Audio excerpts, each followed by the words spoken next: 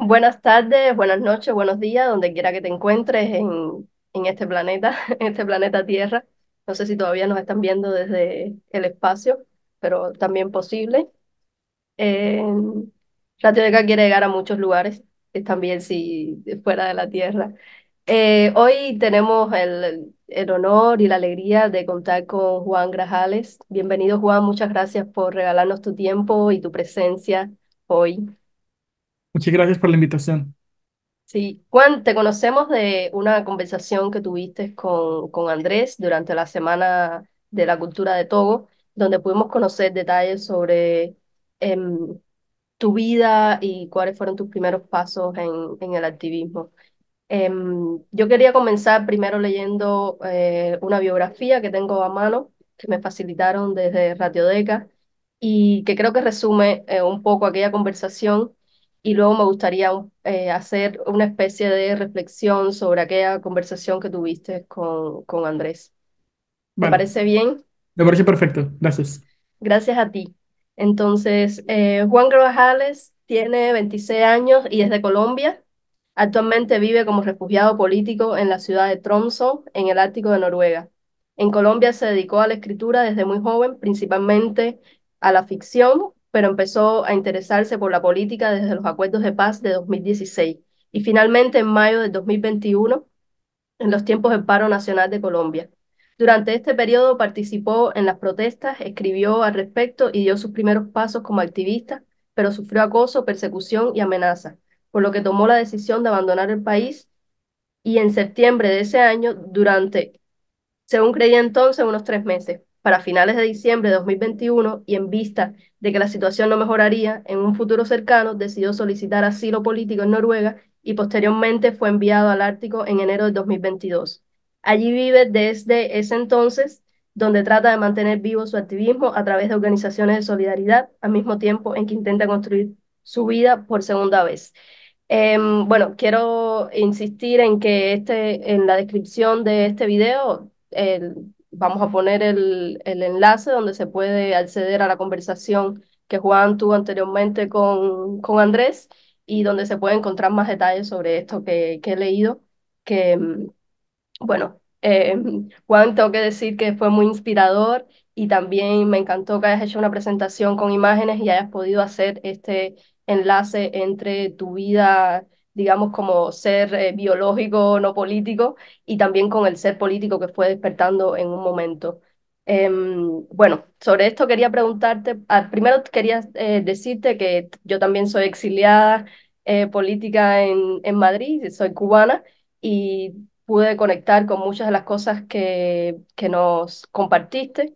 También, sobre todo, esta idea de cómo lo difícil que es explicar a familiares y amigos que uno se encuentra bajo una situación de amenaza, sobre todo porque uno quiere protegerles. Mm, Y bueno, no sé si has cambiado un poco al respecto, si lo harías de otra manera eh, para poder compartir esta angustia que uno vive con respecto al abuso de autoridad que las personas que están en el poder en ese momento en tu gobierno eh, cometen contra ti. eh, sí, era una pregunta, ¿cierto? Perdón. Sí, es una pregunta, comentario, suelo hacer eso, pero te repito, ¿cambiarías la manera en que actuaste para involucrar a tus familiares y amigos sobre tu proceso de persecución? Yo creo que por mucho tiempo, sobre todo en el tiempo en el que no pasaba nada, cuando estaba esperando la decisión del asilo, cuando estaba viajando, era muy fácil para mi cabeza rumiar el pasado y lo que pude haber dicho y no dije, o lo que no tenía que haber dicho y dije, esto que hice y no hice, y a veces era demasiado abrumador y causaba mucha ansiedad. A cierto punto tuve que comprender que el pasado ya había pasado y no podía hacer nada para cambiarlo, que podía aprender de lo que había dicho y aceptarlo sin juzgar. eh, en miras con mira a tomar mejores decisiones en el futuro. Eh, quizá sí habría cambiado muchas cosas. Quizá habría sido más honesto con mi familia o con mis amigos antes de tiempo. No mantenerlos como en un enredo de verdades contradictorias. Yo quizá habría sido más abierto con mi dolor, con la forma en la que me sentía. También me diría a mí mismo que no había que sentir vergüenza, y eso es algo de lo que todavía es un estigma muy grande de lo que tengo. A mí me da mucha vergüenza decir a veces que soy exiliado político a mis amigos y todo esto, porque a pesar de que no se considera, o sea, nosotros no cometimos ningún delito y no obramos de mala fe, nosotros actuamos en contra de las reglas que no están escritas, ¿cierto? Eh, para muchas familiares, la forma en la que los activistas actúan es demasiado o temeraria o terca o se puede ver como que nosotros nos ponemos en peligro a propósito para después quejarnos. Y de cierta forma es esta revictimización eh, que nosotros mismos nos hacemos. En Colombia diríamos, nos tiramos duro, nos queremos hacer responsables por algo que realmente no es nuestra culpa. Quizá eso sí cambiaría, la forma en la que yo me trataba a mí mismo. Sí, Juan, muchas gracias por decirme esto. Empatizo completamente, sobre todo en confesión sobre el proceso de vergüenza, porque yo misma he pasado por eso y de hecho uno de los temas que más me ha interesado después es ver cómo esta vergüenza vicaria, porque realmente no hemos sido víctimas de una sociedad que no nos entiende, que no nos acoge, donde también entramos en el proceso un poco sin saberlo y casi no tenemos no hablamos de estos procesos de vergüenza, que puede pasar no solo los exiliados políticos, sino también las personas que suelen ser queer. Digamos que hay otros grupos donde la vergüenza es un tema central y la vergüenza además que tiene implicaciones directas en el cuerpo. O Mm, sea, no es como que declaramos que tenemos un sentimiento o no. un proceso intelectual que es raro, también tu cuerpo sufre. De hecho, estamos pidiendo este asilo porque estamos reclamando nuestro derecho a la vida. Bueno, sobre eso, gracias por comentarnos esto y también quería hacerte otra pregunta difícil de nuevo. Em, Estás hablando de comenzaste el proceso o sea, tus primeros pasos en el activismo a partir de los acuerdos de paz en Colombia en 2016. A mí me gustaría que puedas volver a ese momento y hablarnos, piensa que vas a hablar a un público más general que no está tan relacionado con cómo sucedió este proceso en Colombia, quizás no entiende la historia de Colombia. Estoy hablando incluso de de algunos latinoamericanos, como yo, que soy cubana y que también entendemos el proceso de Colombia muy matizado por cómo lo describió las autoridades del país. Y a pesar de que yo me considero a mí misma pacifista, también sé que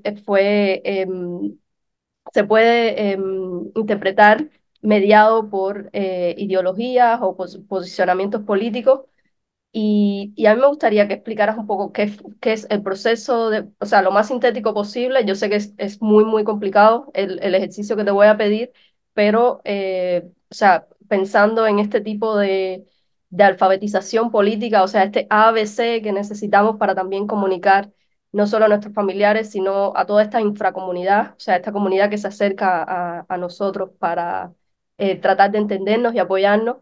¿Cómo tú explicarías cómo fueron los procesos de paz y por qué es tan importante tu activismo o fue tu activismo en aquel momento o lo sigue siendo? Ujú. Colombia ha estado en una guerra interna desde hace casi 70 años, alrededor de 70 años. Es una guerra civil, una guerra de guerrillas contra el Estado y contra otros actores que también se crearon como grupos al margen de la ley, grupos paramilitares. Ha sido un periodo dantesco en la historia colombiana y conflicto que ha flagelado el paso de al menos tres, casi cuatro generaciones.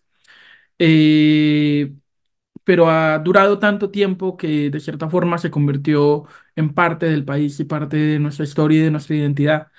Eh, entonces, cuando yo nací, la guerra se narraba por televisión porque yo soy de una ciudad pequeña, conservadora, en la zona segura, siempre controlada por el gobierno.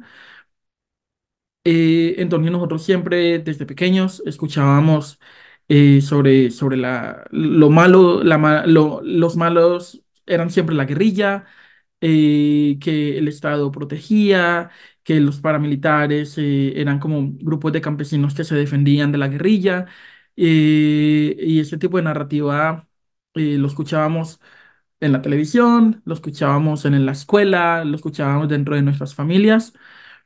Y, y no fue sino hasta que empezaron los acuerdos de paz, que fue cuando en el gobierno del presidente Juan Manuel Santos iniciaron conversaciones en La Habana para llevar a término el conflicto. Es un proceso de paz que fue eh, respaldado por Noruega. Eh, es cuando se empezó a hablar realmente de que esta guerra tenía muchos más matices de los que alegremente nos habían pintado en televisión. Eh, Respecto a esto, los acuerdos de paz trajeron mucha controversia. Habían personas que no querían que se firmaran los acuerdos, habían personas que no querían que hubiese un proceso de paz, que querían o exterminar a la guerrilla o mantener el conflicto activo, porque resulta que cuando un país cambia su economía a una economía de guerra por demasiado tiempo, la guerra no se vuelve solamente eh, la excusa, sino también la causa. Y al fin de cuentas, para que las personas que estén en poder puedan mantener su narrativa, necesitan esa guerra. Para que las personas que están en la élite puedan mantener su posición de privilegio, necesitan esa guerra. Cambiar un conflicto que ha durado tanto es cambiar el orden político y social del país. Y eso lo empecé a comprender yo cuando recién entré a la universidad. Y cuando recién entré a la universidad, en el 2016 era cuando ya se iban a firmar los acuerdos.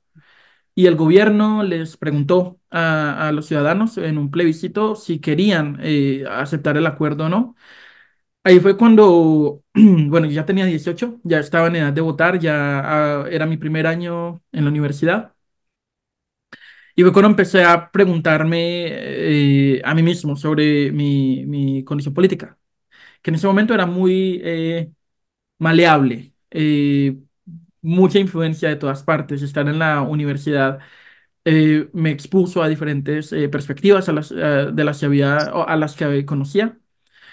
Y, y cuando empecé a ver que muchas personas que que estaban haciendo activismo en contra del acuerdo de paz realmente no se habían leído el acuerdo o decían cosas muy disparatadas.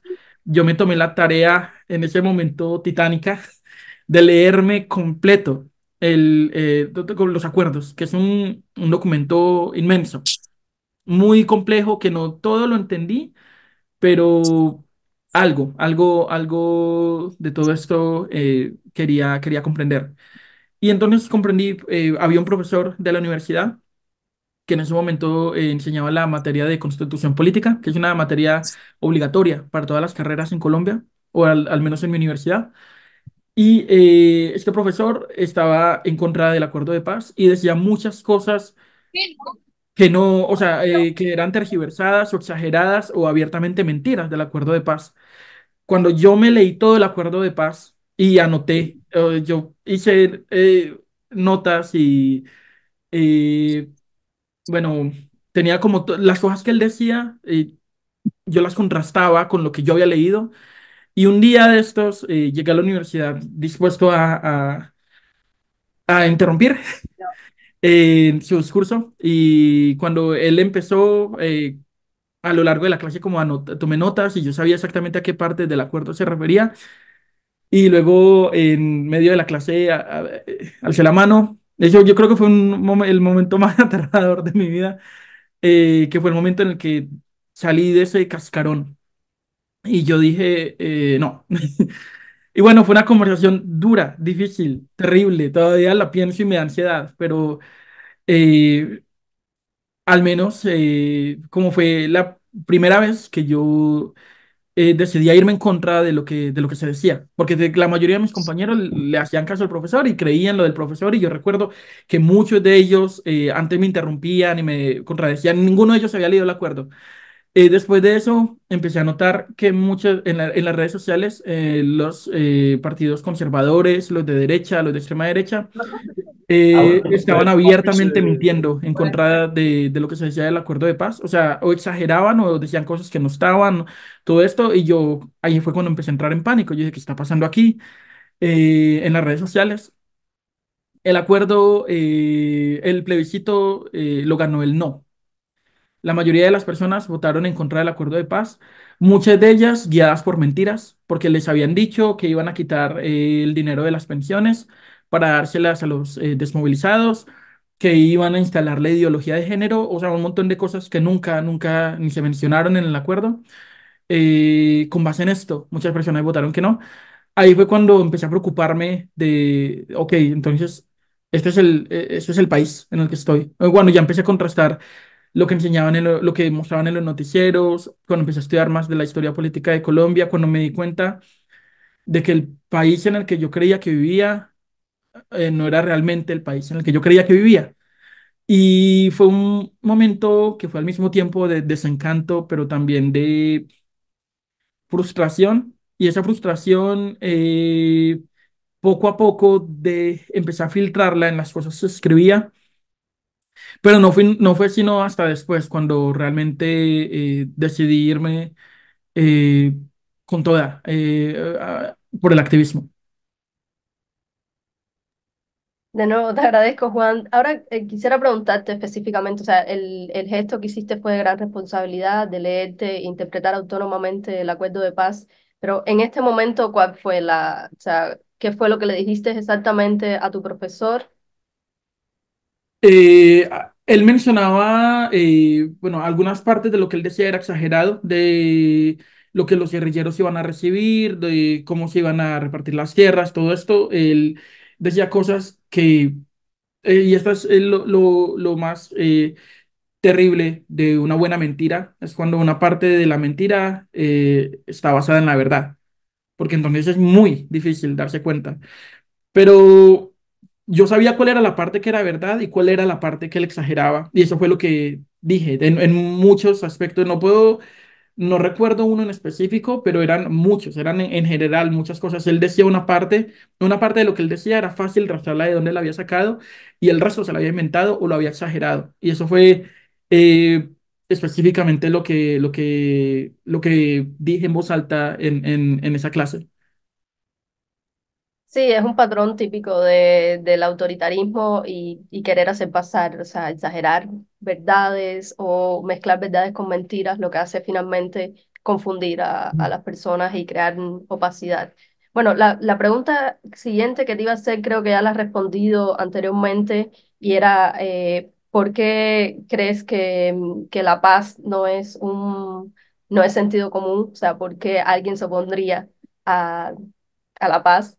Pero bueno, ya lo has explicado y también has dicho cómo era específicamente en el contexto de Colombia, o sea, la amenaza con las pensiones, con la ideología de género, que todavía siguen siendo poco comprendidas. Em, lo siguiente que me llamó mucho la atención en la conversación con Andrés era si luego de practicar el activismo, donde hay un posicionamiento político desde el no poder, o sea, lo que nos han querido hacer entender que no tenemos poder si no somos políticos profesionales.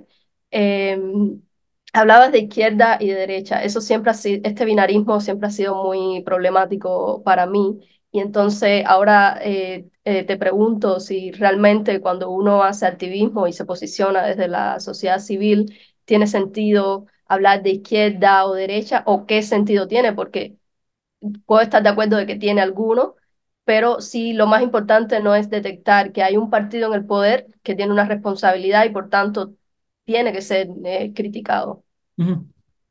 Yo opino que hablar de izquierdas y de derechas es muy útil cuando se habla en aspectos generales o cuando se estudia la historia, pero en el momento de hacer activismo es muy complejo, porque irse por una bandera o irse por un movimiento político eh, viene con muchos sesgos. A veces nos hace creer que con tal de que nuestro partido, nuestra ideología gane, todo se vale.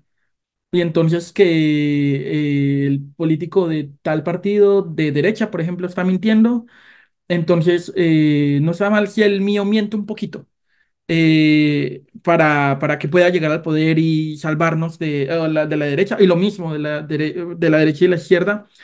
Y eso en inglés le dicen salami tactic, que es como la táctica del salami, que tú no coges el salami entero, sino que tú le vas quitando pedacitos y vas empujando ese límite. Lo mismo también es con la verdad, lo mismo es con las instituciones, que a veces es una erosión pequeña, pero que nos lleva a los extremos, a fin de cuentas, sin que nos demos cuenta, porque es lenta. Eh, Algo de lo que terminó distanciándome mucho de otras personas que estaban protestando conmigo en el 2021. La protesta en general era de izquierda y centro izquierda, no era de derecha. Por razones obvias, porque Colombia había estado siempre gobernada por la derecha, porque las élites eran de derecha, porque muchos de los problemas venían de la derecha, pero era ilógico que la izquierda quisiera usar tácticas de lo que usaba la derecha. A fin de cuentas, es sobre acciones, sobre, no solo sobre lo que se dice, sino también sobre lo que se hace. Y, y por eso algo de lo que me empezó a distanciar de muchas de las personas que estaban en la manifestación era que muchos de ellos querían recurrir a la violencia, muchas de ellas querían recurrir a la intimidación, incluso en el mismo movimiento de los que no estaban de acuerdo en X y Y. Muchos de ellos recurrían a la misoginia, muchos de ellos, o sea, y era como, bueno, ¿qué estamos haciendo? ¿Por quién estamos luchando? Y el problema del paro nacional del 2021 es que no empezó como un movimiento dirigido. Era una masa acéfala de ciudadanos indignados que salieron a la calle al mismo tiempo con muchas peticiones distintas, que todas ellas podrían enfrascarse como una lucha por las libertades sociales y los movimientos sociales y las libertades civiles, pero sin una dirección clara fue muy fácil que algunos políticos se quisieran adueñar, que fue al final lo que terminó ocurriendo. Eh, Entonces, a mí me da algo de, no sé, yo me considero centro izquierda, pero lo que más o algo como me gustaría considerarme a mí mismo es como antiautoritario. Y hemos visto a lo largo de la historia que el autoritarismo se puede pintar de cualquier color. Sí, me parece que esta reflexión ética sobre cómo se gestiona el poder vale tanto para el activismo, porque también es una tentación aplicar la técnica del salami. Y y bueno, gracias de nuevo por compartir esto. Otra de las preguntas que te quería hacer, también hablaste, o sea, comenzaste escribiendo ficción, pero luego imagino que hayas explorado otros géneros, no sé, como el periodismo, tal vez una escritura más activista, no sé si se trata de manifiestos o consignas o una especie de relatoría diferente de la realidad. Y mencionaste el fenómeno de la censura. Dijiste algo que a mí me gustaría que profundizaras porque también me parece muy interesante sobre el fenómeno de la censura. Hablaste sobre que la censura no comienza en el momento de la publicación, sino que comienza mucho antes. O sea, que esto nos da una medida de cómo también introyectamos el autoritarismo, el poder, el miedo y cómo muchas veces somos policías de nosotros mismos y estamos patrullando nuestros pensamientos y nuestras opiniones mucho antes de que lleguen las intimidaciones, las amenazas. Em, ¿Te gustaría o podrías hablar de nuevo sobre este fenómeno? Ujú. Yo principalmente escribía ficción, escribía historias y en ellas quería utilizarlas principalmente como metáforas, ¿cierto? O parábolas o alegorías para narrar situaciones, bueno, o que yo había experimentado o que había visto. Eh, Siempre me abstuve de hablar sobre situaciones políticas, eh, principalmente porque me parecía incorrecto, me parecía que no era mi lugar, me parecía yo no soy político, yo soy ciudadano y en Colombia eh, la sociedad no te quiere políticamente activo, a no ser que vayas por el partido del establecimiento. En ese caso sí está bien porque obtienes puestos para tus amigos y tu familia y es como, y subes en otro peldaño en la escalera social. Eh, pero irse como activista realmente no está tan bien visto. Y es algo, una visión que yo llegué a confrontar cuando terminé viviendo en Noruega. Eh, la primera censura que viví fue la mía, durante mucho tiempo y todavía. Incluso en algunos casos es como siempre el miedo de que si digo esto, de pronto a tal persona no le va a gustar o qué podría pasar si hablo mal sobre las personas que quizá me van a apoyar después. Y es como, pero es la forma en la que venimos configurados, porque vemos, por ejemplo, que algunas personas que se dedican al activismo o terminan muertas o terminan en el exilio nosotros diríamos en Colombia se lo buscaron, ¿cierto? Muy fácil revictimizarlos. Eh, y creo que eso es algo que ya viene de hace muchos años, de hace muchas décadas, mucho antes de que yo naciera. A los presidentes, a candidatos presidenciales de oposición los asesinaban. Hubo episodios de terror, de atentados terroristas, un montón de desapariciones, que Colombia es uno de los países con más desapariciones de desapariciones forzadas en el mundo. Y todo eso viene, todo eso es algo que uno carga, una historia que uno carga dentro de uno mismo, así uno no sea consciente. Y creo que a la hora de buscar una libertad artística o una libertad de creación, esto juega un papel muy importante, pero nosotros no sabemos de dónde viene, a no ser que conozcamos el contexto y la historia de nuestra sociedad. Sí, los más valerosos quieren hacer creer que la culpa la tiene esta especie de pasividad política, pero también hay una carga que tiene que ver con la falta de cultura política o del ejercicio político, que ha sido algo también inducido por Ujú, las estructuras más institucionales, desde las autoridades que nos han enseñado o nos han crecido hasta ser adultos y también hacernos creer que ser ciudadano es muy diferente a intervenir en la política, cuando precisamente ser ciudadano es ser y crecer y entrar en la sociedad como político, o sea, tener este acceso a la isogoría, a la isonomía, o sea, que todos tenemos igualdad en la palabra, igualdad en las leyes. Em, bueno, un poco asociado con este fenómeno de la censura y también es una reflexión que a mí me gusta hacer dentro de la Academia de los Sentidos porque y tal vez voy a extender un poco demasiado el tema de la censura. No voy a extender tanto hacia la muerte porque me parece que la censura también es una especie de muerte o restricción del pensamiento, de la opinión y de la creatividad, como ya dijiste. Eh, y como a mí me interesa mucho cómo influye o sea, la experiencia personal, pero también parte de la experiencia personal, la experiencia política en los procesos creativos. Voy a citar esta frase de Deleuze, no es exactamente, eh, voy a parafrasear, o sea, no lo dijo así explícitamente, pero cuando a él le preguntaban sobre una obra de arte, que era una obra de arte, si era un proceso de comunicación, y tal vez se une a ciertos otros teóricos que creen que hacer arte o este tipo de expresividad no es crear conocimiento. Él también pensaba que no era un gesto de comunicación, él decía que era una resistencia a la muerte.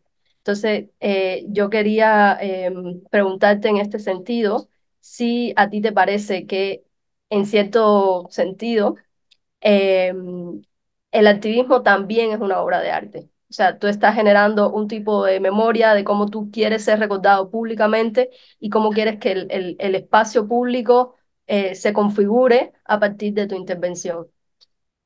Yo diría que el activismo es algo muy dinámico. Quizá no una obra, no como una obra de arte en sí, pero una obra que se vale del arte para comunicar su mensaje.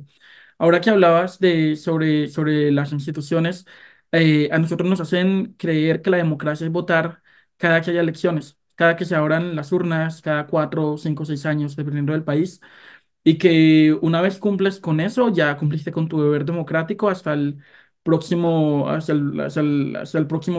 periodo electoral. Y no nos damos cuenta de que la democracia es algo que se construye todos los días y que se compone de muchas cosas. Se compone de libertad de prensa, se compone de libertad de opinión, se compone de libertad de cátedra, de libertad de expresión, de libertad creativa, de muchas cosas que se configuran y que juntos forman una orquesta de libertad democrática en un país que se diga libre. Eh, en la literatura, bueno, o en el arte en general, siempre ha sido como un vehículo de ideas. Lo ha sido así desde los orígenes. Y por eso es que en muchas dictaduras queman los libros o los prohíben o los censuran. No diría yo que toda la literatura está, o bueno, todas las obras de arte sirven como protesta, pero es un vehículo muy importante para el activismo. Me preocupa mucho ahora con la inteligencia artificial, eh, que ahora se puede generar cualquier cosa escrita y hacerla pasar por arte. Eh, Pero yo diría también que el activismo requiere una versión similar a la que yo le pondría a escribir una historia. Sí, estoy de acuerdo que no sé si es una obra de arte, pero definitivamente es una obra, o sea, es lo que uno mejor puede hacerlo y sí tiene una dimensión estética. Sobre la reflexión sobre la inteligencia artificial es un debate más grande que tenemos en Radiodeca. Yo tampoco estoy segura si la inteligencia artificial sea más bien una técnica, como lo fue en su momento crear un pincel o ya no pintar pegando tu mano con pintura en la pared, o si es realmente un fin o si la inteligencia artificial no es más que un acervo humano que lo que va a hacer es democratizar la posibilidad de la expresión escrita o más aceptada o difundida. Bueno, esto es un debate todavía abierto. Gracias por traerlo de nuevo. Y ahora, por lo menos yo me gustaría cerrar con una última pregunta y es, hablaste sobre tu experiencia en el proceso de asilo político en Noruega. Me gustaría que comentaras más y eso lo conectaría y te pediría que lo conectaras con lo que me hablaste al principio sobre los procesos de vergüenza, o sea, qué significa reclamar una identidad a partir de la vergüenza, o sea, siendo un asilado político, una vergüenza además que es vicaria, porque uno no ha cometido ningún crimen, sin embargo, tiene que llegar a una sociedad que no necesariamente te invitó y está pidiendo una acogida. Em, ¿Cómo se trata esto? ¿Cómo miras desde ahora? O sea, lo que quiero es como que conectes todo lo que hemos hablado. ¿Cómo miras ahora todos estos procesos de alfabetización política? Porque también has tenido que llegar a una sociedad que comprende menos tu contexto a que estabas habituado y imagino que esto también te serviría para relativizar el discurso que tendrías antes, relativizar también los sobreentendidos, relativizar tu discurso sobre lo que se entiende y no se entiende. Y bueno, te sintetizo la pregunta. O sea, ¿cómo ha sido el proceso de asilo político en Noruega? Y si notas que hay cómo es el trabajo para poder reclamar una identidad a partir de la vergüenza. Eh, el proceso ha sido brutal. Ha estado dividido en muchos periodos de mi vida. Eh, yo nunca me propuse pedir asilo. De hecho, creo que estaba en mi última opción, la más alejada, como cuando todo lo demás saliera mal, pedí asilo. Y cuando supe que, bueno, que no iba a volver en mucho tiempo y que ahora ya no era Juan el colombiano, sino que era Juan el colombiano exiliado, fue brutal. Bueno, y además que terminé en el Ártico, fue no solamente una pérdida de identidad, sino una pérdida de la noción de la realidad.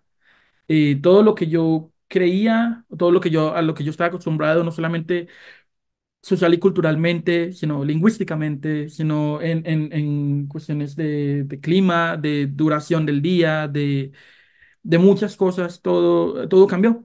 Y de repente yo estaba solo en otro lugar en donde tenía que empezar mi vida desde cero, casi que con las uñas, eh, haciendo amigos, adaptándome y reivindicando la persona que era ahora una persona a la que se sentía que le habían robado su identidad. Al principio me dio mucha vergüenza y todavía me da vergüenza, no solamente como decirle a mis amigos, pero decirle a la gente aquí, yo soy refugiado. Me costó mucho trabajo darme cuenta de que yo no había hecho nada malo, de que quizá lo único malo era la forma en la que yo me estaba tratando. eh, y fue muy difícil hacerme entender casi que filosóficamente con las personas de aquí, sobre todo aquí en el Ártico de Noruega. Aquí no pasa nada, absolutamente nada. Esto es como una burbuja en otro rincón del universo donde todo lo demás parece inventado, todo parece de película, todo lo que pasa en el resto del mundo. Entonces, hablar con personas de mi edad que no tenían ni la más mínima percepción de de lo que pasaba en Latinoamérica, por ejemplo, y que no entendían por qué quería ser activista, que no entendían por qué quería seguir escribiendo, que por qué no simplemente dejaba de escribir y me devolvía, o por qué no, ahora que ya estaba aquí, me dedicaba a hacer otra cosa y no seguía tratando de convertirme en activista si ya estaba tan lejos. Fue muy difícil, fue casi como una conversación conmigo mismo de muchas semanas que se convirtieron en meses y que terminaron convirtiéndose en años, de la clase de persona que quería ser, de las cosas que quería hacer. Y después de haber perdido una gran parte de mi identidad, tuve que llenar ese otro espacio con, con el activismo. Es decir, me fui, esta es la razón por la que me fui y quiero que tenga sentido. Quiero que, ya sé que quizá no pueda cambiar mucho desde mi activismo, pero al menos quiero dedicar mi vida eh, a luchar por las causas en las que creo, en ser activista y ser militante en las causas en las que creo. Yo escribí una historia, es ficción, pero es también sobre el activismo, es una metáfora. En una emisora de radio en una ciudad latinoamericana, el día en el que hay un golpe de Estado, esta emisora es la única que sigue transmitiendo, la emisora, emitiendo, perdón, la emisora se llama La Luciérnaga. Y en el momento más importante de la historia, cuando ya todas las personas de la emisora se están yendo y solo una periodista se queda, eh, a ella le dicen que la luciérnaga no brillará esta noche, porque a las 6 de la tarde todas las transmisiones se van a cortar. Y ella dice algo que también es una alegoría, que es sobre el activismo o sobre la luciérnaga. Y ella dice que las luciérnagas, quizá como las estrellas, no están hechas para alumbrar el mundo, sino para navegar por él. que el nombre de la historia se llama Las luciérnagas se encienden al mediodía. Y por luciérnagas encendidas al mediodía cuando no se necesitan, cuando hay demasiada luz, cuando no se ven bien, es sobre la percepción de esto que estoy haciendo tiene algún sentido, estoy cambiando algo, voy a iluminar el mundo, pero de la misma manera en la que nosotros no nos iluminamos con la luz de las estrellas, tampoco cambiamos todo a punta de activismo, pero sirve como punto de referencia, como las estrellas en la navegación, tal cual el activismo y los grupos de solidaridad sirven como rumbo hacia el tipo de sociedad que queremos. Y también es un gesto de honestidad y honradez con la propia naturaleza, el propio sentimiento, pensamiento, un gesto de coherencia. Muchas Sí, gracias, Juan, por estas declaraciones. Yo creo que podríamos estar hablando muchísimo tiempo más, como suele suceder en este tipo de pláticas, pero por supuesto invito a todos la audiencia que encuentre este video y lo observe, que deje preguntas, haga comentarios, por supuesto también contacte a Juan. Me parece que va a haber muchas personas interesadas en estas historias y cada vez necesitamos más redes para contarnos esto, saber que no estamos solos, sobre todo porque es muy angustioso y de cierta manera agónico todos estos procesos que tenemos que pasar de vergüenza y creo que a algún punto también tenemos que llevarlo a eh, a discutir como qué hace a nuestros cuerpos, cómo comenzar un debate sobre la vergüenza, si existe algo como la vergüenza nacional, si como comunidad podemos también gestionar mejor la vergüenza. Y por supuesto, también me parece muy inspirador todo lo que has compartido sobre el activismo y sobre tu actitud hacia tu obra de vida. muchísimas Em, gracias. sí, ahora sí quiero abrir los micrófonos. Sí, Evelyn. Hola Juan, muchas gracias por la conversación y bueno, gracias Juliana también. Yo tengo dos preguntas principales, creo que más, pero bueno, las dos principales serían si el activismo para ti es algo energética y emocionalmente agotador o es algo que te da energía y vitalidad y te apasiona. Esa sería como la primera pregunta. Y la segunda tiene que ver con la sociedad en la que estás ahora y la realidad que estás percibiendo ahora y en la que estás viviendo y de la que ya formas parte. La pregunta sería si crees que es una sociedad ideal, si la puedes trasladar al mundo o si te parece, si todavía le encuentras pegas o cosas que te parece que no es ese el tope, sino que hay un más allá donde pueda ser mejor, ¿no? Esas serían las dos preguntas principales. En la primera, perdón, ¿podría repetirme la primera? La primera es si el activismo para ti es agotador o si lo disfrutas y te apasiona. Mm, listo. Para la primera pregunta, yo diría que a veces pueden ser las dos. A veces cuando diría, lo hago mal, como dicen por ahí, es como respirar el mismo aire que a uno lo asfixia. Estar condenado a respirar el mismo aire que a uno lo asfixia si lo hago mal. Por ejemplo, si actúo solo o si trato de hacer cosas solo. Y eso es un problema, que hacer activismo como lobo solitario es muy, muy difícil. Es agotador y a veces es desesperanzador y a veces a uno le roba más vitalidad de la que le da. Eh, Porque es muy fácil frustrarse, porque es muy fácil, si todo lo que uno está haciendo depende de uno, es muy fácil parar. Si uno es parte de un grupo, si uno es parte de un grupo de solidaridad, de derechos humanos o de lo que sea, es mucho más fácil articularse, es mucho menos trabajo, es mucho más fácil uno dedicarse a una parte del grupo del trabajo para que todo fluya mejor y se logra más, se gasta menos energía y es más fácil incorporarlo a otro tipo de rutinas que nos ayuden a cuidar primero nuestra mente y nuestro cuerpo, que es vital que nosotros no nos inmolemos cuando estamos tratando de crear luz. Claro, no quemarnos exacto, con la luz que estamos tratando de crear. exacto. Y para eso se necesita prudencia. Es algo que uno no, es algo que uno aprende. Al principio todos nos quemamos. Después aprendemos a manejar la candela. Entonces, sí, hay distintas formas de uno hacer activismo. La segunda pregunta, sí y no. Eh, ¿Dónde estoy viviendo ahora? Todo parece muy perfecto. Pero sí sabe esa perfección lo que a uno lo hace encerrarse en sí mismo. Por ejemplo, las manifestaciones sobre la paz en Palestina, la mayoría de las personas que vamos a las manifestaciones son personas, son adultos mayores o son como los internacionales o son jóvenes activistas, pero hay un bache muy grande de noruegos en sus 30 40 y en los jóvenes, porque esas dos son la generación del petróleo.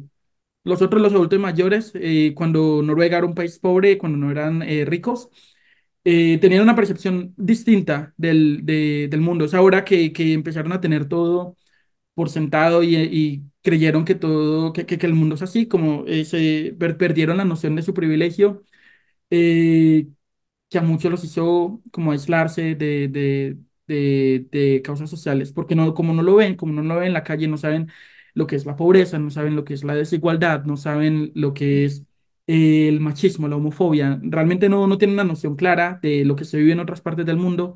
eh, es difícil como hacerlos conectar y a veces hablo con mis amigos y yo sé que por lo mejor que trato de explicarles, a veces es imposible. Yo creo que ahí es cuando entra en juego la ficción. Si puedo poner escenarios hipotéticos y hacerlos volverse empáticos con un personaje y ver cómo este personaje experimenta Mm, este tipo de cosas, a mí me parece que es una herramienta útil para acercarlos un poco a la noción que nosotros tenemos de cómo funciona el mundo para muchos de nosotros. Eh, Hay muchas cosas que yo querría incorporar para Latinoamérica de lo que he aprendido en Noruega, muchísimas cosas sobre la confianza o con el respeto a las instituciones, sobre el respeto en general entre ellos, pero hay muchas cosas que yo querría traer de Latinoamérica, sobre todo la construcción de comunidad, que aquí a veces es difícil, se siente sí, todo muy virtual. Eh, pero sí, o sea, estar aquí, estar en el extremo opuesto de mi otra realidad, me ha hecho darme cuenta de las similitudes y las diferencias de ambas. Y creo que eso es algo que quiero incorporar en lo que escribo. gracias.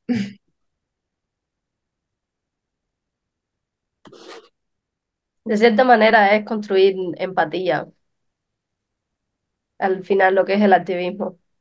Sí, sí, es verdad. Sí. No sé si Augusto, ¿tienes una pregunta para hoy o? No, no tenía. Quizás dejamos abiertos los temas para otro día, Juan. que Uno sería el carácter coercitivo siempre del grupo, que digo temas para que quizás habría que tener en cuenta, ¿no? Para evitar vergüenzas, entrar en la violencia que subyace normalmente en todo esto, especialmente ahora mismo en Colombia, pues eso ha sido un drama la violencia y no la han superado, como aquí tampoco. Mm, Como aquí no se ha superado todavía la violencia, enseguida se cae en la violencia.